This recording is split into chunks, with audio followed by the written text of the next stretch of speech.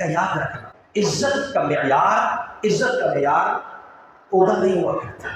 کیا عزت یہ معیار عہدہ نہیں ہے کہ کسی کے بعد تو بڑا منصب آگے داخل یہ تو اللہ آزمائش کے لیے دیتا ہے. عہدے تو آنے جانے والی چیز ہوتی ہے، آج ہے کل نہیں، پیسہ آج ہے کل نہیں.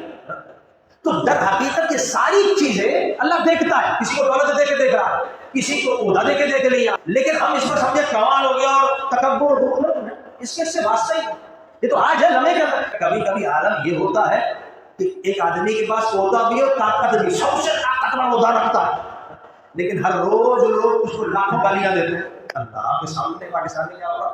عہدہ اور طاقت ہے مگر گالیاں دے. اور ایک آدمی کہیں پر بیٹھا چٹائی پر ہے، جیل پر، نہ عہدہ ہے نہ طاقت ہے، مگر لوگوں کے دل میں اللہ اس کی محبت پیدا کر دی ہے.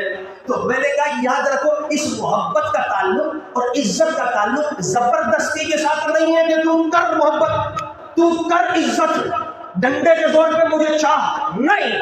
کہا اس چیز کو ماننے کے لیے ہاتھ رکھ کے 1400 سال پہلے حبیب کی زبان سے کہلوایا وَتُعِزُّ مَن تَشَاءُ وَتُذِلُّ مَن تَشَاءُ. بیٹا کوئی کبھی کبھی عہدے پہ نہیں ہے، کبھی کبھی کوئی ہے. عزت جس کو چاہے گا وہ مالک دے گا، جس کو چاہے گا ذلیل کر دے گا.